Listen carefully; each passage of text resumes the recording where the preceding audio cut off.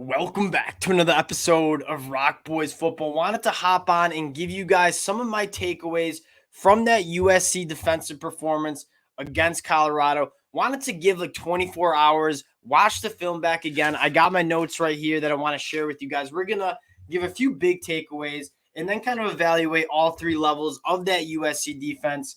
Before we get into it, just want to say thank you to you guys, and especially the USC fans. We've talked a ton about this program. You guys know it's my pick to win the Pac-12 and really like win a national championship. The support from the USC fans has been, next level. Can't thank you guys enough for all the support. So if you do enjoy the content, consider subscribing to the channel. But more importantly, would love to hear from you guys in the comment section. If it's just venting about Alex Grinch, let me hear it. We'll chop it up there again. Appreciate you guys rocking with the boys. I want to start with some big takeaways. And the first thing I want to say is this USC defense needs to, we all know this. This is a team that can win a national championship. You have the best quarterback in the country, one of the best quarterbacks that we've seen at the college football level in quite a long time, a ton of offensive talent. We've said this a lot. We're not asking this USC defense to be the best defense in the country because it doesn't need to be, but it has to be a hell of a lot better than what we saw Saturday against Colorado, specifically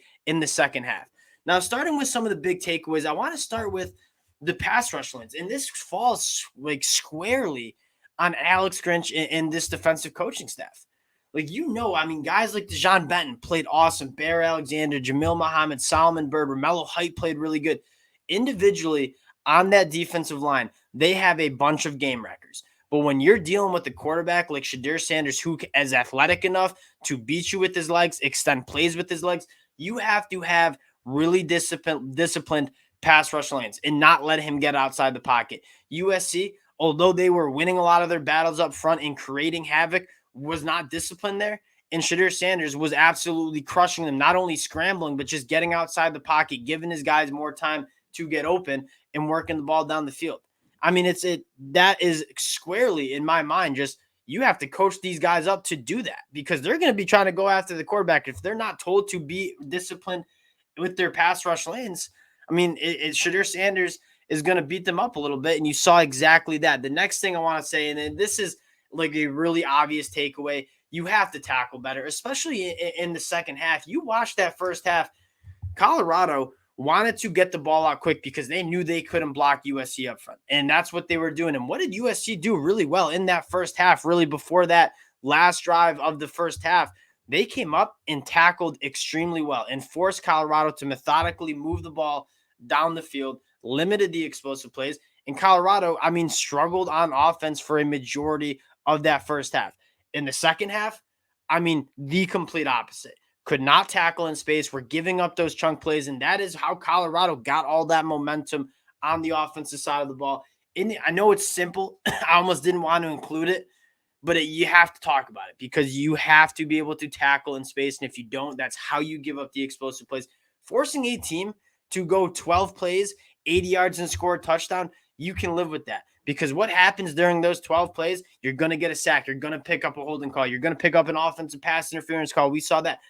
But if you give them a chunk 50-yard play and let them go 4 plays, 80 yards, and score, that's inexcusable for defense. And you saw them do that in the second half. And the last thing, and again, the frustration with Alex Grinch and this defensive coaching staff is the read option. It looks like USC never seen that read option. It looked like they didn't talk about it one time in the meetings all week. You saw defensive ends, and it might be on the defensive ends too, guys like Anthony Lucas, guys like Jamil Muhammad. That being said, they were crashing all day. Shedeur Sanders was just keeping it and chunking them with those plays. And I don't know if it was not being coached about it during all week of prep or just the defensive end just not really playing disciplined enough. But whatever it was, you can't have that because you're going to see that again with Bo Nix. You're going to see that with Michael Penix. You're going to see that with a lot of Pac-12 quarterbacks. You have to clean up how you defend the read option. Now, getting into the specific units and some of my takeaways, I want to start with the defensive line. And again, this unit's great. From a talent standpoint, Bear Alexander, absolute dominant. Kyan Bars, Solomon Byrd, one of the better pure edge rushers in the country. Jamil Muhammad, Romello Height stepped up. Dejon Benton stepped up. You had a ton of guys. They were whooping Colorado up front. From an individual performance, if you were just grading these guys out, they were all winning their battles. Did they play as well as they should have as a group? No. Right? And the pass rush lanes were not good. Shadir Sanders was getting out of the pocket a lot. You had some offsides, some stuff that's inexcusable. And what I circle back to is this defensive line is light years better than it was last year. They just have to play together and just play better as a group. And if you get that, I mean, it's going to be a really good group. And I quite frankly don't have many gripes with how that defensive line played as a just outside of those pass rush lanes and how they played that read option. Now, the position groups that got to get better. I want to start with linebacker. And you guys know I don't love like singling players out and really kind of ripping into one.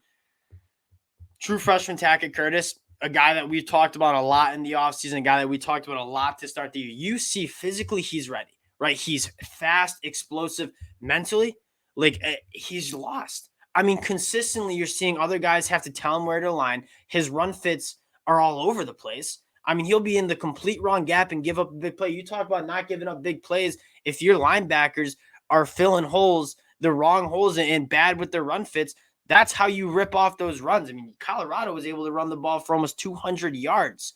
That was a team that couldn't run the football worth anything for the first couple of weeks. So Tackett Curtis, I will say this. Tackett Curtis is going to be a really good linebacker for USC at some point during his career. I'm just saying right now, he's not ready, and I don't really know why the defensive coaching staff continues to put him out there in these big moments, because I think even from like an untrained eye like us, like he's out there and he's lost.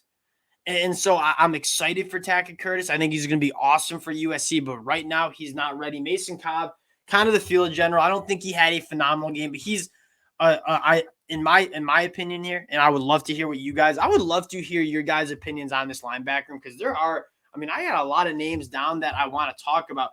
My take on Mason Cobb is that he's the field general for this team. And yeah, I get he's not going to be a first-round NFL draft pick. He's really good. Like he fills the holes. He makes the tackles in space. He's a reliable guy. He gets the plays in. He does a lot of stuff that not necessarily is going to flash on the film, but is important to have him on the field for. My biggest thing is, why isn't Eric Gentry playing more? Especially in a game against Colorado where they want to play in space.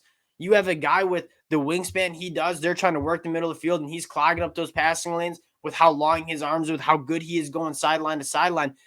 We said this before. You're going to see a couple different teams in the Pac-12. You're going to see teams like Washington and Colorado that want to space you out, and then you're going to see a team like Utah or Oregon State that want to grind you down in the run game between the tackle box. I get if you don't play Eric Gentry against Utah or Oregon State because he's not great in the tackle box stacking blocks. That being said, when a team wants to get you out in space, get you going sideline to sideline, Eric Gentry, I think, is perfect. I don't know why he wasn't playing as much as he was. And then Rajon Davis. I think Rajon Davis has played really, really well. Arguably the best linebacker we've seen for USC. Would like to see a little bit more of him. Shane Lee, I think, again, would be a really good fit for that Oregon State-Utah matchup. Maybe not so much against Colorado, but I think it comes down to Mason Cobb is going to play. Tackett Curtis, and I get you're trying to get him ready. You're trying to get him as many reps as you can. He just continually, week after week, does not look ready. He plays, I said this to my brother, like a chicken with his head cut off. Like he's just running around the field. Like if he hits a body, he hits a body. He's a physical dude, but he does not seem to be playing with it slow. And he's playing really fast, and he's playing kind of all over the place and doesn't quite have it together yet. Now in the secondary, this group came up, and I'll start with this. Again, I don't like to single guys out. Did it with Tackett Curtis. I'm going to do it one more time. Bryson Shaw.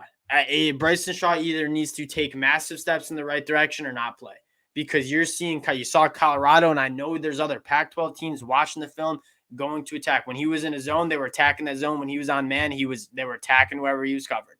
Like Bryson Shaw really, for lack of better terms, was a liability for USC in the back end.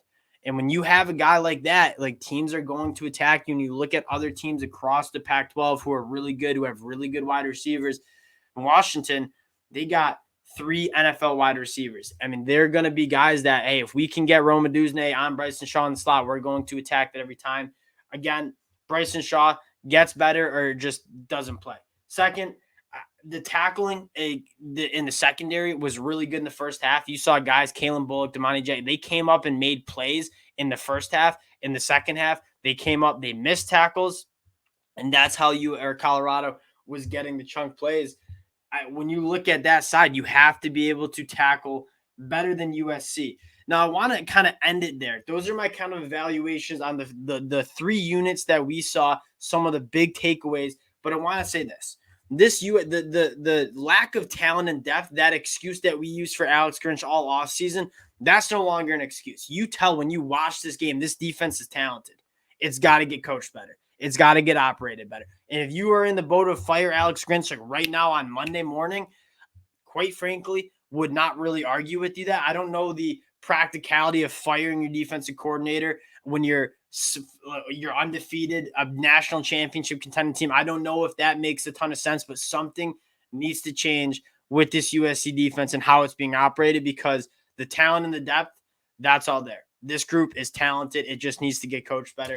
That's my takeaway. Again, I think it can get improved. It's got to get improved for that road trip to Notre Dame. Appreciate you guys rocking with the boys. Again, USC fans, let me know in the comment section how you guys felt about this one. Obviously, disappointing, but appreciate you guys rocking with the boys. If you do enjoy the content, consider subscribing to the channel, and we'll talk to y'all later.